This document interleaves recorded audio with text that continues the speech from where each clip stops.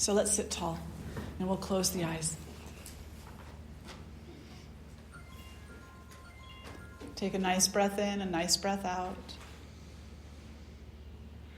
And just allow yourself to arrive in this moment.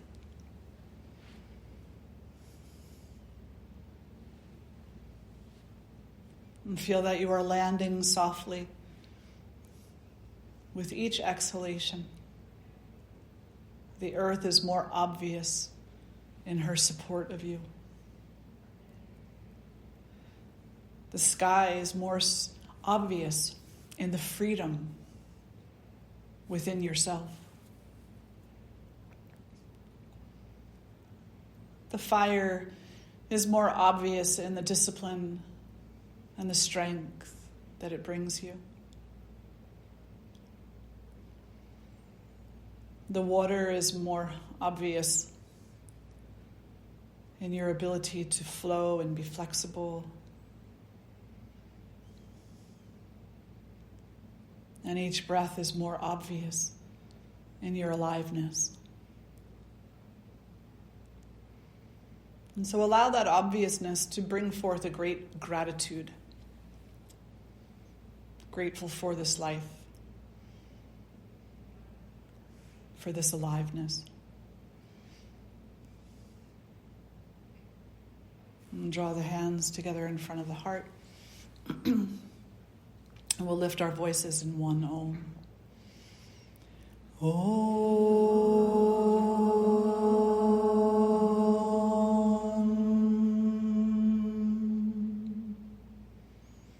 And sharing a mantra with you. Om Asatoma Satgamaya Tamasoma Jyotirgamaya Mrityorma Amritam Gamaya Om Shanti Shanti Shanti. Bowing the head to the heart, acknowledging all that is. And then draw the face to center, release the hands, and flutter the eyes open. So some of you were just in class, and you heard that mantra in class, and so you may have a brief recollection of what that mantra means to us. The translation of that mantra is, lead me from that which is unreal or false to that which is true or real. Lead me from the darkness to the light, and lead me from death to immortality. And when we listen to that mantra, when we hear it in Sanskrit, you don't need to be concerned that you don't know how to translate it. Your body, according to our tradition, is made of sound. And science nowadays around the world is confirming that sound vibration is actually the essence of everything that is manifested. From this building, to this rug, to these clothes, to you, to me, everything has a basis of vibration to it, and vibration is sound. So whether you know how to translate those Sanskrit words or not, just hearing that is like honey to your body, because your physical body is sound, so it's coming home to itself. And not just any sound, it is the Sanskrit sound. In the tradition, we teach that Om is the primordial sound of everything. Everything in this universe hums with that beautiful primordial sound. So chanting is a way of coming home to yourself, but to know the mantra in English has a benefit to it, because you can start to contemplate on the meaning of the mantra. The psychological meaning, the emotional meaning, the heartfelt meaning of the mantra. And the first part of that mantra says, lead me from what is unreal to what is real.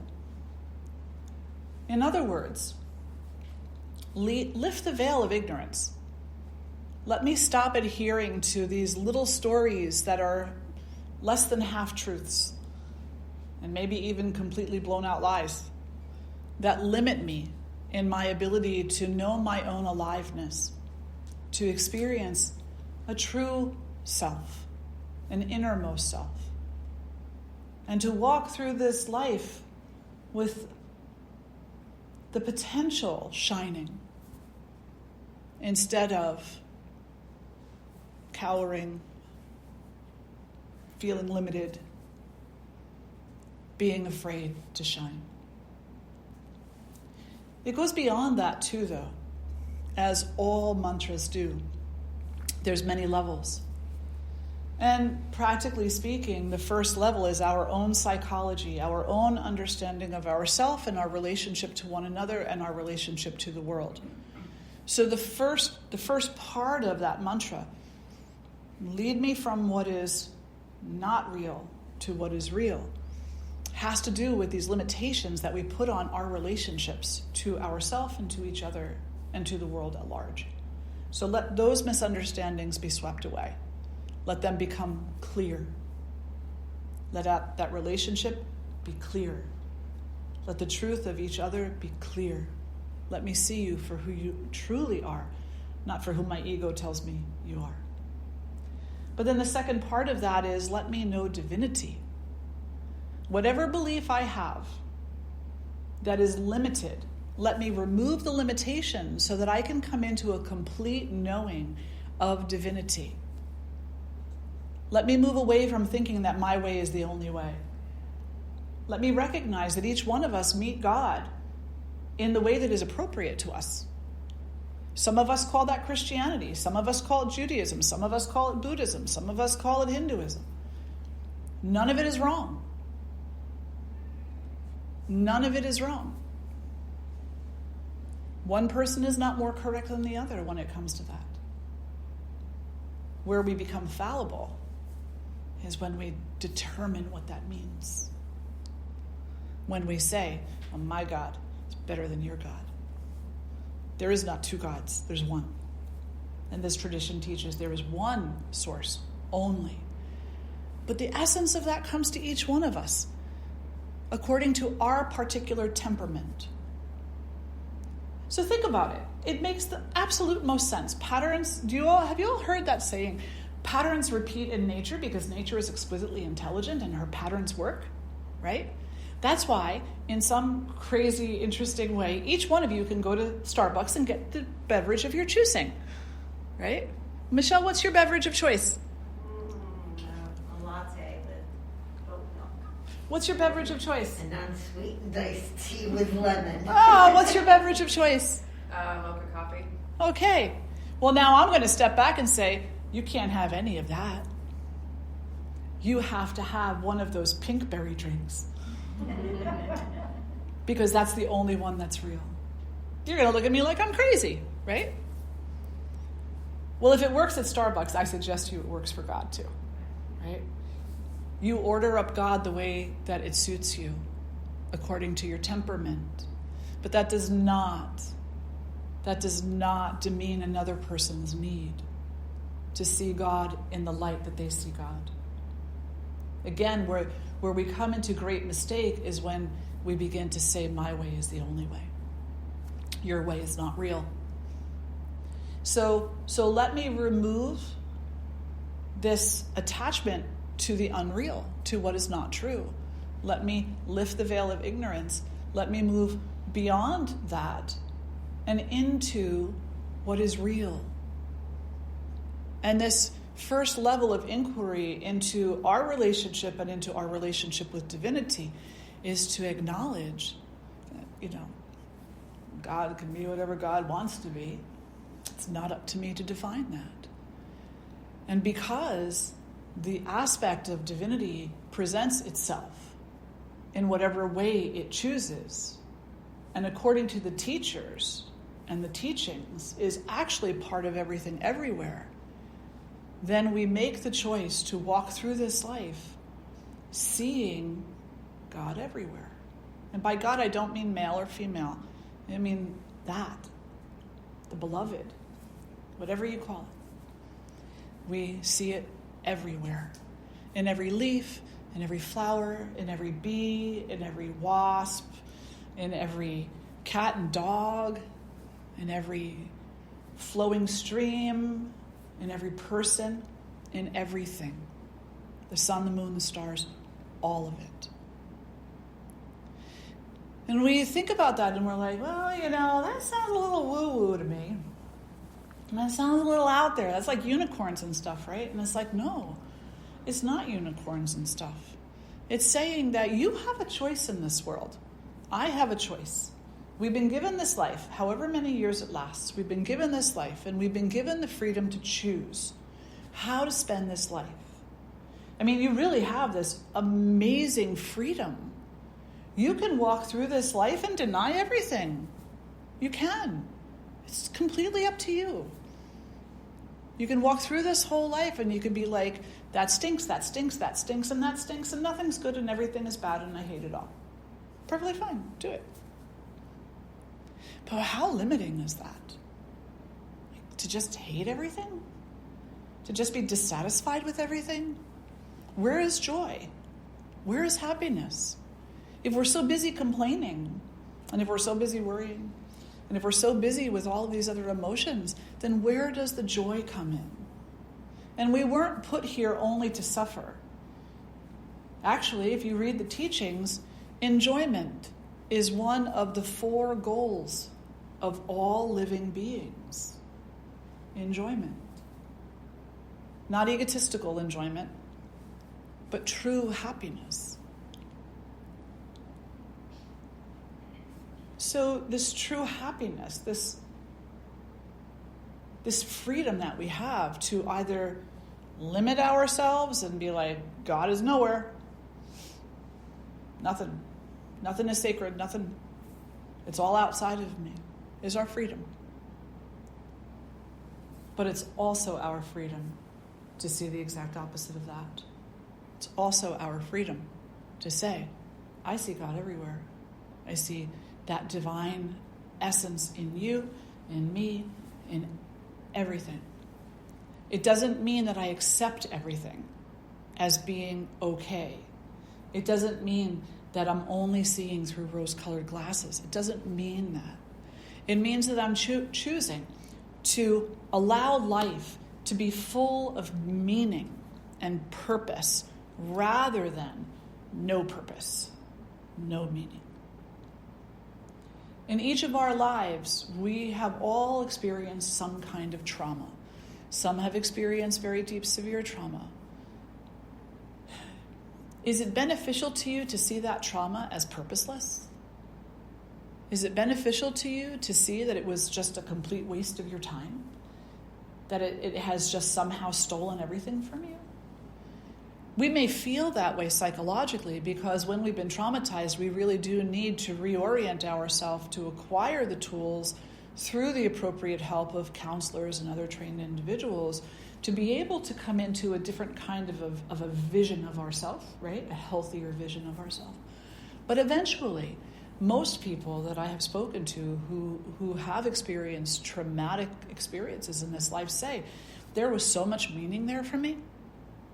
There was so much meaning. At the time I couldn't see it, and years later I couldn't see it, but now I see it. Now I see it. And if it wasn't for that, then I would not be where I am now.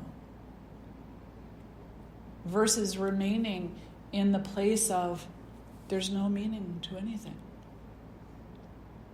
If there's no meaning, then what are you growing to? What are you moving to? What are you becoming?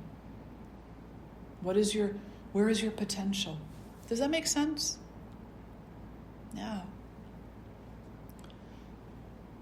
So this remove or lead me away from what is unreal and deliver me to what is real. Bring me to what is real.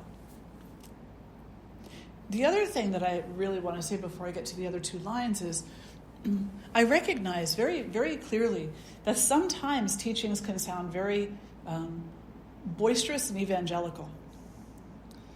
However, there's a major difference between the teachings of Hinduism and something that has, I'm just going to use the word evangelical for lack of a different word right now, a very evangelical overtone to it.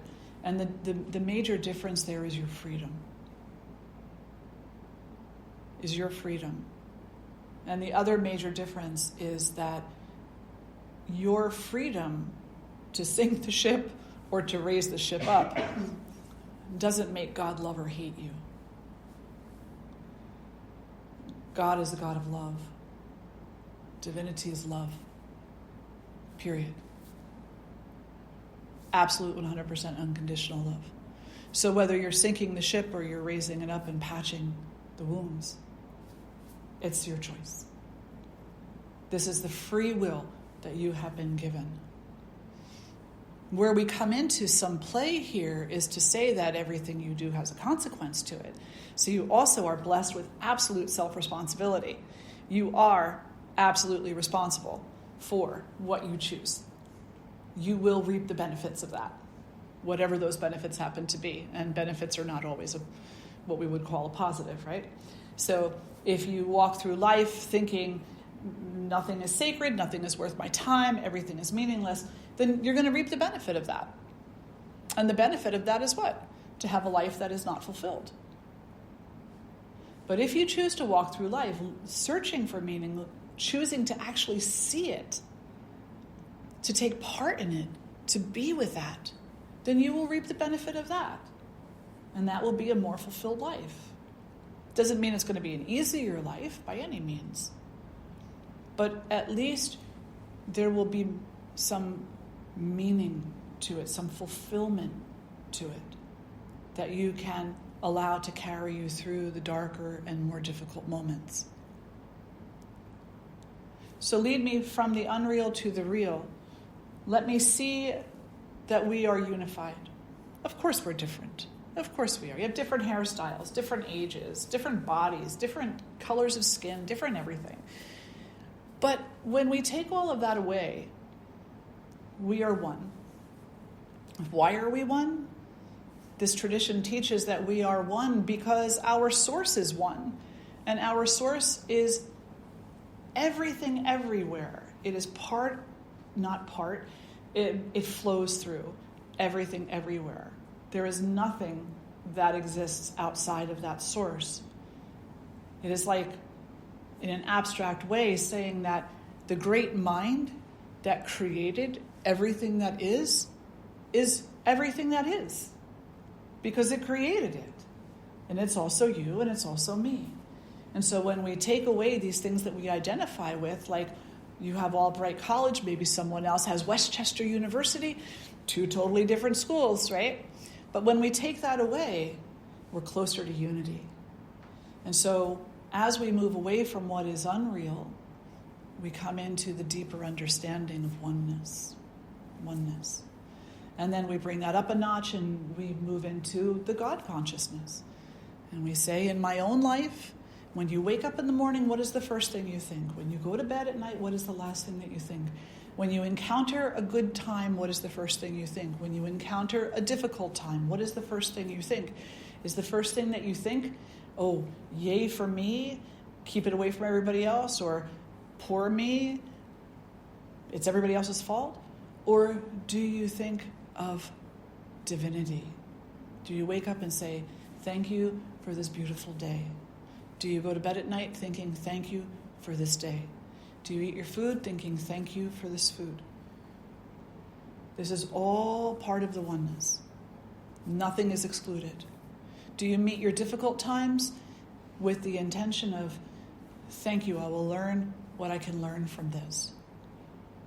Do you meet the good times saying, thank you for the reprieve? Yeah, I do. Very grateful for those reprieves. And saying thank you for the difficult times is not saying that there is not some kind of justice to be had, some kind of social right to be put in place. There absolutely is. And that's part of our free will. Part of our free will is to seek out balance and goodness and oneness. And in order for there to be oneness, it doesn't mean that we can just snap our fingers and suddenly we're all realizing we're one. We have to correct the wrongs of the past. We have to. We need to cultivate within this world that we live a more balanced perspective toward one another. We need to allow those we've left behind to catch up and to have adequate food and shelter and medical care, to have adequate whatever we have. Because as long as we leave somebody way back there, remember Joe in accounting, right, Michelle? Joe in accounting. Joe in accounting. As long as we leave somebody way, way in the back and say, oh, let them fend for themselves. As long as we're willing to leave them behind, we're not abiding in oneness. We might be trying to, but we're not. So the teachings are really clear about that. They're really, really clear about that. That as long as we are ignoring the pain and suffering of others, we're only elaborating our own. So the second verse is, take me from the darkness to the light. And again, this sounds pretty poetical. It's like, oh, the darkness. And there's so much in today's world about the dark night of the soul and, how the darkness is not so bad. And, but we're not talking about of course we all have shadows. Of course we all have dark nights of the soul. You point out to me one person who has not had a dark night of the soul. All right? There is no person who has not had a dark night of the soul. Many, as a matter of fact. Most of our nights are dark nights of the soul. So we get so hung up on that. What we're talking about is if I put a bag over your head right now, it would be dark, right? You wouldn't be able to see. You would be ignorant. And at some point in time, if I left that bag on long enough, you would forget what color these walls are. You would forget how many people are in this room or who's sitting next to you. You might even forget what you're wearing because you can't see it. And when you can't see it, you're plunged into darkness. So lead me from darkness to light is saying, lead me from ignorance to clarity.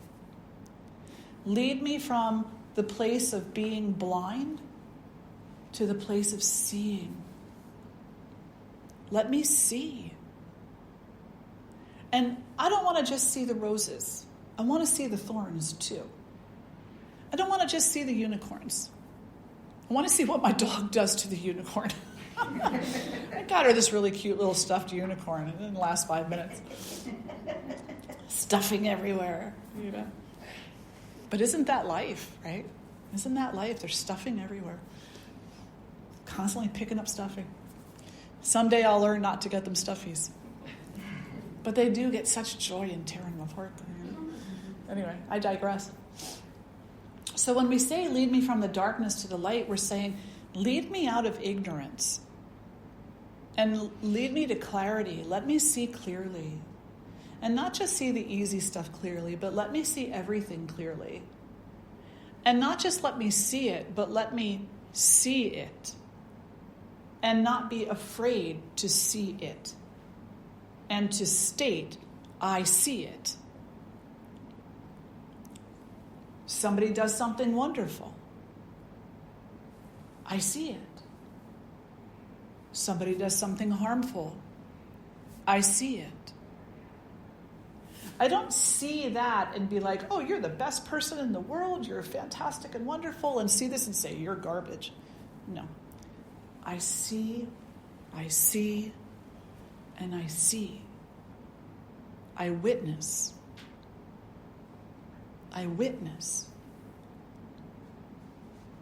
The person over here doesn't need me to pat them on the back. They've already done what they need to do, and it was a good deed. So wonderful. They don't need you to pat them on the back. They already know. That's why they're taking part in good deeds, right? But this person over here who has done a harmful deed, this person might need something. They don't need you to fix them. So let that go. They don't need you to throw your arms around them and tell them everything is okay, because that's a lie. They don't need you to tell them that they can, do better if they just do things the way that you do them, because that's also a lie. That's not true. What you do works for you. What they have to do is find out what works for them. So the best thing that you can do for that individual is not condemn the person, the soul, but to be the example of goodness. to be the example of light. If you really kind of want to get to the brass tacks of it, Jesus said, they slap you in one cheek, you turn and offer them the other. The absolute epitome of humanity and humility is that you don't condemn them for slapping you. Perhaps there's some justice that has to be had, and that's a whole different subject. But you remind yourself, this behavior is rooted in suffering. And this person will continue this behavior for as long as they're suffering. You can continue that line of inquiry and ask yourself, is there something that I can do right now to alleviate that suffering? And what I mean by that is not that you fix them or that, you give them money or anything along those lines. What I'm saying is you don't hurt them. Because the greatest thing that we can do for another human being is to not hurt them, is to not harm them. Very important. And what happens in your body in yoga class is that you lengthen your body and you breathe and you focus on your breath, and your body suddenly starts to release the knots that cause the discomfort and the tension, and the blood starts to circulate a little bit differently than what it did before class. And the lymphatic fluids are circulating and draining, and the interstitial fluids. And so your body is becoming a more balanced machine, a more balanced organism, because you're circulating better. And it's just like this much better. It's a tiny, tiny little bit, but it makes all the difference in the world. Well, if this person doesn't have to be afraid of you because you have made the determination that you're not going to harm that person, then maybe you've given them the ability to improve their circulation just this little bit. And maybe that greater circulation will open them up to the potential of some small aspect of their own healing. The problem is when we go to somebody out of hate. When we go to somebody out of hate, we don't typically seek rehabilitation out of love. We seek rehabilitation out of pissed offedness and hate. I hate you for what you did to me. You're going to pay. That's not rehabilitation. That's punishment. And I'm not saying that there isn't a place in this world for people who have committed extremely heinous acts to receive some kind of justice for that. Of course there is. But the justice is not going to be fulfilled if all we do is punish people. Think about the last time you were punished. Did it do anything for you? Or did it just make you feel more crappy about yourself? Right? So let me see. Allow me to have clarity, not confusion. Move the clouds out of the way, the foggy perspective out of the way, and let me see clearly. Let me see clearly a few things. That this world is loaded with suffering. And that people who are suffering hurt people. It's not an excuse. It is a realization. It's telling me, and it's me accepting that there is a bigger issue here that needs to be addressed. A bigger issue. Many bigger issues. So let me see that clearly. So that maybe my focus can move away from just punishing to being a support in the world, being a servant in the world, bringing about positive change in the world. You're all here, so you all know what I'm saying, and you're all already active in this. But it's good to continually revisit it, because we do get caught in little parts of our life. We're like, I'm doing good work over here. I don't need to worry about it over there yet. But the reality is that good work needs to move in all directions. In all directions. So lead me from the darkness to the light. And yes, it is also about making our way through that dark night of the soul, from the identification, the strong identification with this body, that whatever happens to me here is the truth of me, to recognizing that there's this beautiful effulgent light of consciousness, of divine consciousness, which is the truth. This body is only going to be here for however many years it's here. My soul is eternal. This brings us to the third statement. Lead me from death to immortality. We are all so caught up in fear of dying. And it's not just the physical death. It's every little moment. It's the death of relationship, the death of a job. It's the death of a favorite series on TV. How many of you were Game of Thrones fans? Didn't you hate that ending? Right? Like, it's the fear of the death of something. And we get so caught up in that. And it feeds more fear. And so we become afraid of the next little death and the next little death. And ultimately, we're afraid of the ultimate death. We're afraid of this body no longer existing, because then I won't know who I am. Maybe I won't even be anymore. I don't know. I certainly invested a lot into this personality. And what will happen to it?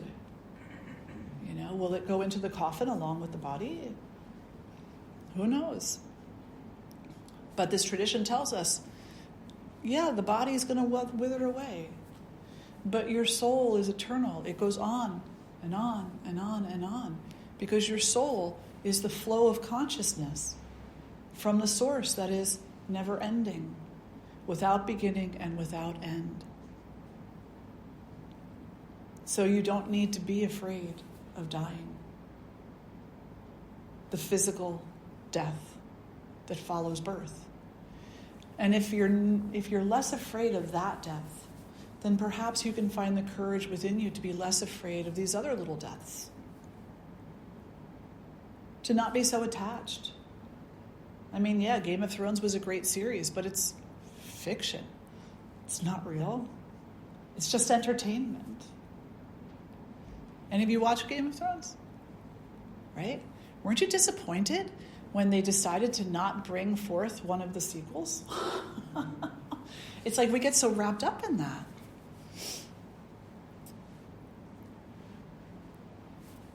So let's not be attached to things that are transient. Let's just enjoy them. In the enjoyment, there can be a great love. In the attachment, there is a great fear. This is amazing for our relationships too. Mother-daughter relationship, spousal relationship, friendship relationship. I'm afraid of this relationship ending. If you do this with your hand long enough, what happens? You cut off circulation. And then what happens? Your hand starts to ache. And eventually, if you stayed like this for several years, you'd lose all the flexibility in your hand and you would not be able to open your fingers again. Of course, that would take years, but it is true. So the relationship needs to be an open hand, not a closed fist, not an attachment, but an enjoyment, an appreciation, a gratitude. Let me witness you grow and change. She's not the same as she was a few years ago, right? She started off a little baby, right? And look at all the amazing changes. She's a grown woman now. You get to witness all of that. The ups and the downs, the easy part and the difficult part. You had the enjoyment of being able to witness that, the blessing of being able to watch and just see the strength of another human being, of another being. to see them, to watch them on their path, and every once in a while to offer support, but mostly to witness. Lead me from death to immortality. And it's only really when we come into this place of understanding the difference between that which is transient and that which is eternal. There's a mother-daughter bond that is eternal, absolutely. Of course there is. There's the souls that are forever united. Not just because you're mother and daughter, though, but because you're already one before you adopt those labels to each other. You're already unified. You have come from the same source, and that is the same source that you'll return to, so you'll never be separate. You could move to California or Beijing or somewhere, and you still will never be separate in the realm of the cosmos. Your physical bodies will be several 100,000 miles apart, but you will never be separate. And when we have that mindset, then we can approach our relationships a little bit differently. We can approach them from a place of appreciating another person's journey, of appreciating their struggles, of celebrating their strengths, of being humble to their faults, and of being grateful for their presence. So there's so much to that mantra, right? So much. Lead me from the unreal to the real. Lead me from the darkness to the light. And lead me from death to immortality. On the one level, it's a practical application in the world as we walk through it. It is a guide for our relationships to self and to one another, self to the entire planet, self to the entire cosmos. It's a way of looking at life. It's a way of knowing meaning and purpose. So it is a path. And on another level, it is relationship with your source. It is lead me from the unreal to the real. Move me away from all of these darn attachments that keep me steeped in suffering that is unnecessary. And let me know the divine nature of that. Lead me from ignorance of trying to limit that to the recognition that that is everything and everywhere without exception. Lead me from the fear that this box, this bag of bodily tissues is all I am, to the understanding, to the knowing that that is actually the source of me, not this. Time check. Pretty good. Any questions or reflections right now? So I have a question. Yes. You talked about don't leave other people behind, but the same token, you can't impose your thoughts, ideas. They're going to have to do that from within. Correct. So how do you not leave them behind? That's my question. That's a great, great question. That is such a great question. And you may or may not like the answer. So there's a couple of levels, like there always is. The first is do nothing to keep them back there. So don't put a blockade in their way. Don't make it so they have to stay back there. And that includes our opinion of them, the way we talk about them, the way we look at them, the way we think about them. Now, that lazy person, they're just not working hard enough. When they learn how to work harder, then they'll be up here where I am. Get rid of those thoughts. It's nothing but the ego. So do nothing to keep them back there. Get out of their way. And then the second thing is to change your perspective about where they are. Because just as you have had your dark night of the soul, so have they. So they're no different than you and I. They're going through it with different details is all. They're They're making their way. When I was in Puerto Rico, I've gone there several times. I absolutely love that island. But this one time I went with a good friend of mine, and I wanted to take her up to the top of the rainforest, one of the rainforests that's there, because there's this cute little, it's kind of like a castle. Have you been there? Yeah. And you can go to the top of it, and if you're there on a really cool day, the clouds will be below you, right? It's a very, very beautiful area. And all she kept asking on the way up there, because I fibbed a little bit, I told her it was an easy hike. And it is if you go one way. But I kept telling her, I took her the other way. And so it took a lot longer to get there. And all she kept saying to me was, this is much longer than what you said. She doesn't like hiking. Are we almost there yet? I'm gonna get even with you for this. And then we get up there, and she gets up to the top, and she looks out, and she's like, oh my gosh, this is absolutely almost worth that hike.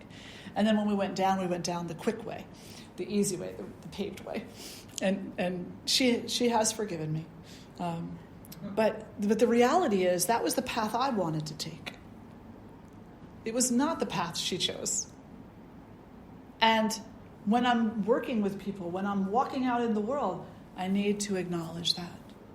This is the path I'm taking. My path doesn't look like your path. Your path doesn't look like someone else's path.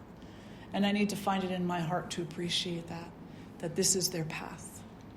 It is not a demeaning statement. It does not mean that, well, they're suffering because that's where they're supposed to be, so I'm just going to leave them there. That's not what that means.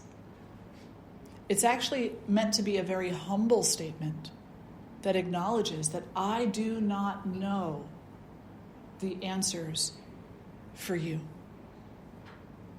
You do. But I will not hurt you. I will not harm you. I will not get in your way. I will not push you back. If I have it within the means, and if you request it of me, if I can, I will do something to support and alleviate the suffering. I will commit myself to goodness. That's how we don't leave people behind. But too often, we see them as competition, right? It's like, oh, better they're back there. Yeah, then I'll get more likes on Facebook. Too often, we're willing to leave them somewhere else for the sake of such silly things. And sometimes we're willing to leave people behind because of valid concerns that we have. We think we're safer here if they're back there, because maybe they hurt us physically or mentally at some point.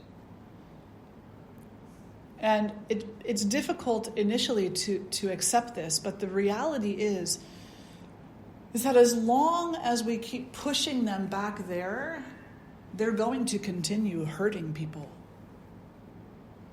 They are. In Africa, there is many, many different tribes in Africa. But there's one tribe that I was fortunate enough to do a study about. They had this beautiful tradition. Everybody supported everybody in the community. They would all go out for the hunt, men and women. Both went out for the hunt. Sometimes even the older children went too. And they came back.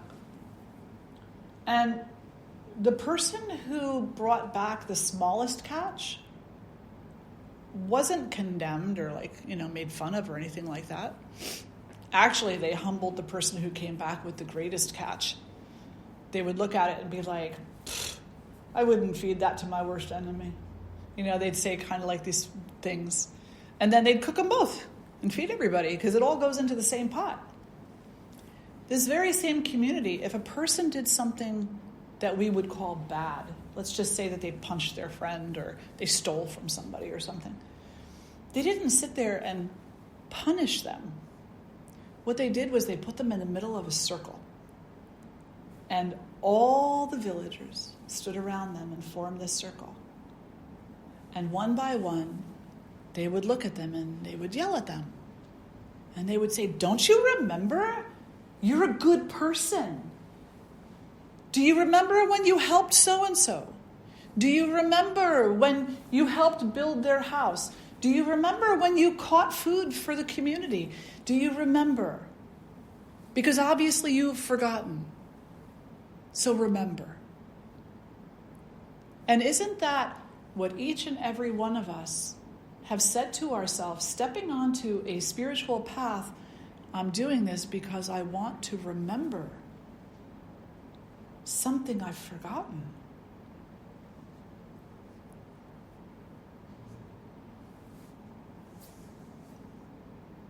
Yeah.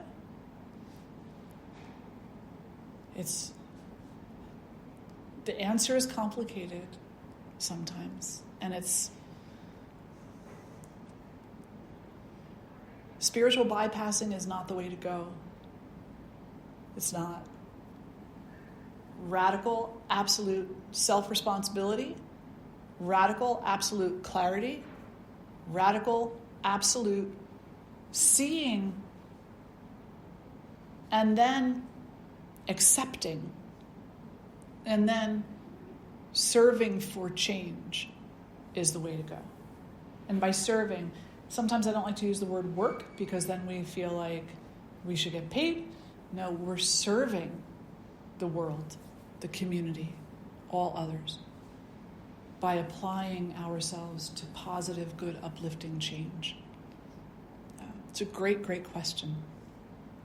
Any other questions? Yes? Can you repeat the mantra so I can write it down? Oh, sure. Asatoma, so Asatoma, Asatoma, Sat, S-A-D, Gamaya, G-A-M-A-Y-A. Sat Asatoma, Asatoma Sat Gamaya. Asat, not true. Sat, true. Tamaso, T-A-M-A-S-O, Tamaso, Ma, M-A. Jyotir, J-Y-O-T-I-R, Gamaya, G-A-M-A-Y-A. Tamaso, dark, lethargic, dull, lost. Jyotir, light, light. Mrityorma, Mrityor, M-Y-R-I-T-O-R-M-A,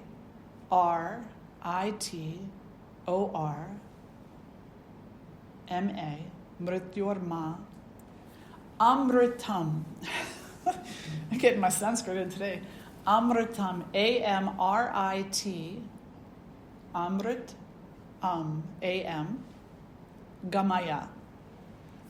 Mrityor, Mrit is death. Mrit is death. Amrit is, it's difficult to explain in English, but Amrit is the eternal nectar. Eternal. So we just say eternal. But Amrit is actually the nectar of eternity that exists within all things, everywhere, you and I included. And then it ends with Om Shanti, Shanti, Shanti, Om peace, peace, peace, because it is one of the great peace mantras. And this is one of the beautiful things about this tradition, which we can call Hinduism, which we prefer to call Advaita Vedanta, because that's the aspect of the tradition that we practice, is that they acknowledge very clearly Om Asatoma Satgamaya Tamasoma Jyotirgamaya Mrityorma Amritam Gamaya Om Shanti Shanti Shanti. If I wish for there to be peace in my body, peace in my mind, peace in our community, and peace throughout the universe, then I must be led from the unreal to the real, from the darkness to the light, and from the fear of death to the knowing of immortality. Because as long as I'm stuck over here in these three, those three are not accessible to me. Not really. So the mantra gives you the path. It tells you where the work resides.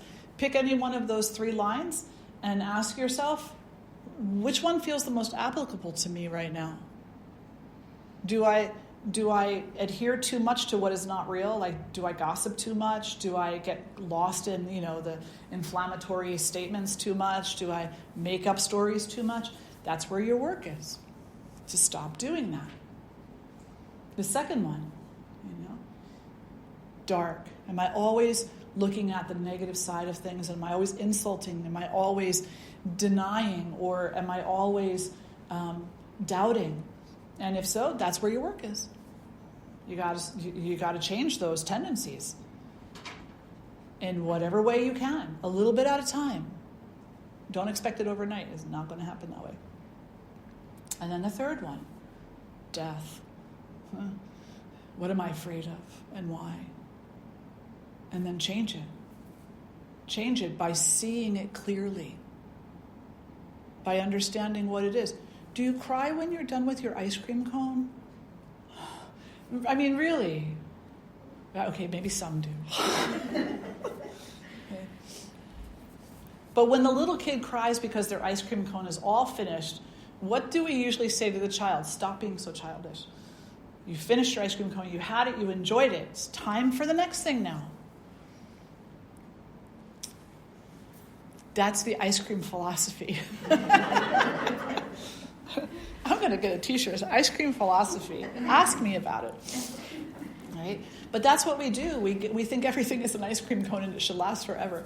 And so instead of focusing on the enjoyment or the purpose, we regret the end, which stops us from enjoying what is present to us. Did you want me to say the English part, or you have that? I have that. Okay, very good. Any other questions or reflections? Michelle? No. I saw you look up real quick. I thought you had to. Let's do a time check. Okay. So let's sit tall. We'll close the eyes. And repeat after me. Om Asatoma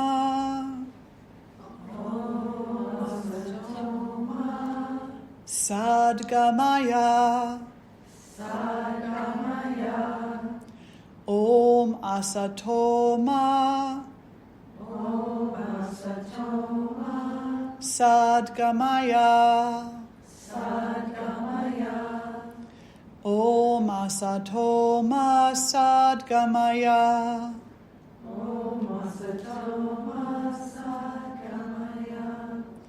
Tamasoma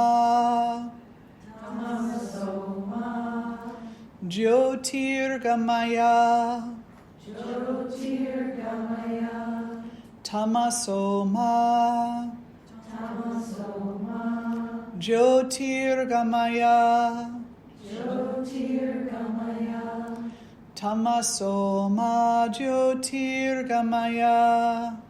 Tamasoma Jyotirgamaya Mrityorma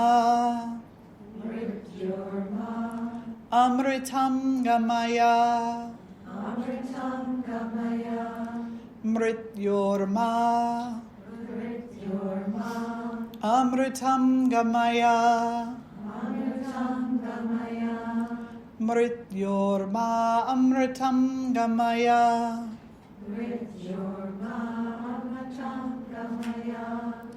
Om Asatoma Sadgamaya Tamasoma Jyotirgamaya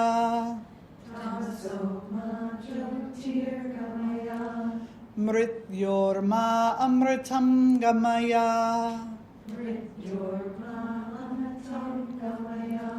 Om Shanti Shanti Shanti Om Shanti Shanti Shanti. And let's just sit with that for a moment.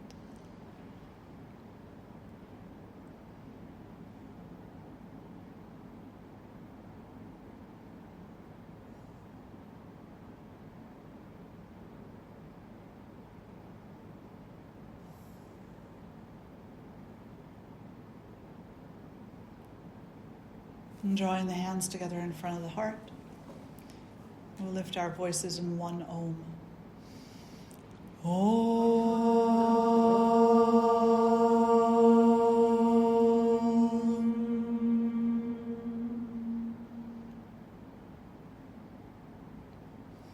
Namaste. Thank you all so much for being here today. So good to gather with each and every one of you.